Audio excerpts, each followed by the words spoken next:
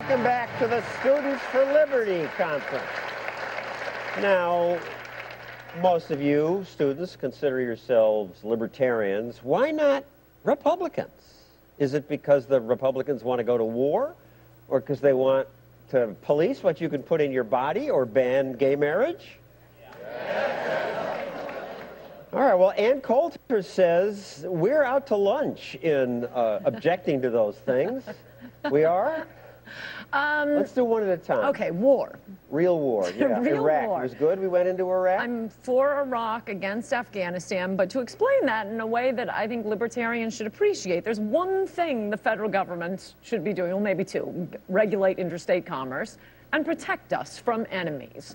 And the Republican Party position is we should intervene, go to war, do whatever it is foreign policy related when it makes America safer. I'll say quickly why I think Iraq was a magnificent war was Saddam was dangerous to us. You can't have these crazed terrorists out there.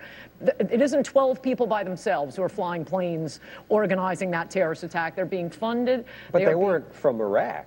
Saddam was certainly looking to help them, to fund them. He was seeking, as now two bipartisan commissions, both here in England, spent 6 months investigating. He was looking for uranium from Niger. It is a problem that you have all of these countries, some of them with very literate and pro-Western, pro-American populations, but they're led by crazy leaders. I'd say that includes Iraq, Syria, Iran. These are fantastic countries for regime change. You knock out the crazy. We should go to war in all these places? No, but keep that in mind, so you might want to fund the insurgents. All right, you'll get your chance to talk to her. Let's just cover two more briefly. The drug war is a failure. Get rid of it. Oh, you libertarians and pot. First of all... And heroin and oxycodone and all of it. Look, this is why people think libertarians are... We're living in a country that is 70% socialist. The government takes 60% of your money. They're taking care of your health care, of your pensions. They are telling you who you can hire, what the regulations can be. What's it have to do with the drug war? And you want to suck up to your little liberal friends and say, oh, but we want to legalize pot. You know, if you were a little more manly, you'd tell the liberals what your position on employment discrimination is. How about that? They do that too. Oh, no, you don't. It's always, oh, we want to legalize pot. And lastly, before the students get to ask questions, gay marriage. Why can't gays get married like straights do? Well, they can. They have to marry a member of the opposite sex. Why can't they marry a member of their sex? No, I think this is another one where you're just sucking up to liberals when there are big fights we really need to be having in a very individuals should be left alone. But my reason, it has nothing to do with libertarians or gays or anything else. Marriage is the most important institution to civilize young people, bring them into, I mean, I want to make divorce a lot more difficult too. Liberals want to destroy, this is an important point, libertarians, you listen to this. Liberals want to destroy the family so that you will have one loyalty, and that is to the government. All right, you students, I'm sure want to weigh in here. I really am just kind of annoyed with the fact that you are just perpetuating this stereotype that all libertarians are quote-unquote stoners. I have never smoked pot before. I don't think you are I never want to.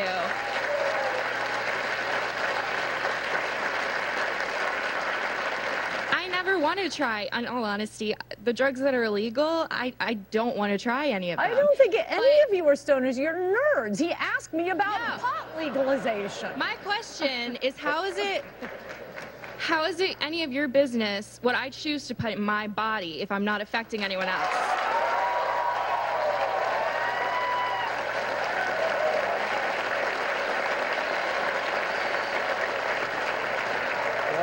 Let the lady answer. Okay, first of all, for alleged individualists, you're very mob-like.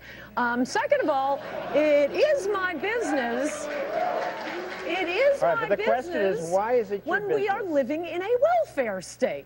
You get rid of the welfare state, and then we'll talk about drug legalization. But right now, I have to pay for, oh, it turns out, coming down the pike, your health care. I have to pay your unemployment when you can't hold a job. I have to pay for your food, for your housing. But if someone's not using any of those programs in a hypothetical world or whatever, Then would you be okay with it? Look, If we didn't have a socialist country and you didn't have to pay for their drug use? That's exactly the point I'm saying you guys ought to be concentrating on. We live in a welfare state. She won't answer the question. I'm answering the question. Thanks, I think. I haven't answered the question. Would you say all the drugs should be legal if we didn't have a socialist healthcare system? I wouldn't care. Okay. Next question. Hi, I'm Robert Thomas from the College of Charleston, and I just first like to say you've just been lovely tonight, I think. You've been great. A lot of respect. But I kind of have a problem with the way that you're talking about gay marriage and the way the libertarians here are kind of talking about gay marriage, because I've kind of always seen the libertarian position on gay marriage as kind of a third way. We don't say what the liberals say, which is that, the government should define it one way or the other. We say that the government should not be involved in marriage at all.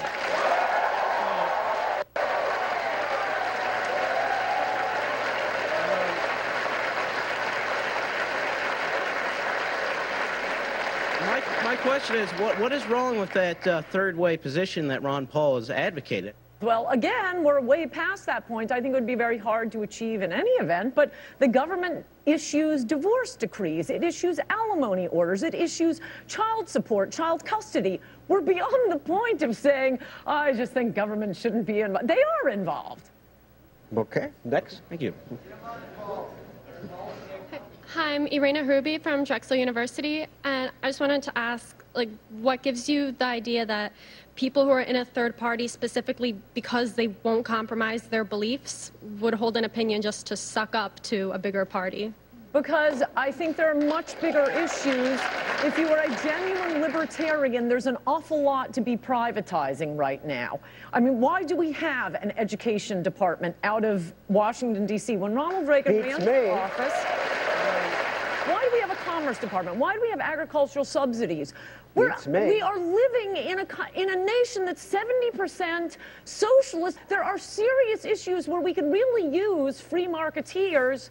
And what do you ask me about? Legalizing pot. That's why I say you're sucking up to liberals. Oh, let's just say the things liberals will like. Let's tell them we're going to legalize prostitution. Let's do a couple more here. My question has to do with marriage and the fact that you just said that you think that it should be more difficult for people to get divorced. As an independent woman who has put myself through college, I'm in my senior year, went back to college, and also as someone who has bought my own home with my own money, I am going through a divorce, and this is the most difficult thing that I've ever had to do in my life. Why do you feel that it should be more difficult for someone to get divorced when something is not worked out? Well, I don't know your personal circumstances. And I also don't like anecdotal examples, but I mean, when you buy a refrigerator, to break a contract to return your refrigerator is more difficult in most states than to break a marriage contract. It's very difficult. Right. It's been a year. Right, it should be easier to get rid of a mechanical device. It's been a year, and it's still very difficult for me. Well, I don't know what the laws are in your state. They vary state to state. Yeah, we can't solve that here. Yes. Obviously, you've pressed a lot of buttons. I thank you for that. Please thank her for going into the lion's nest and Colter.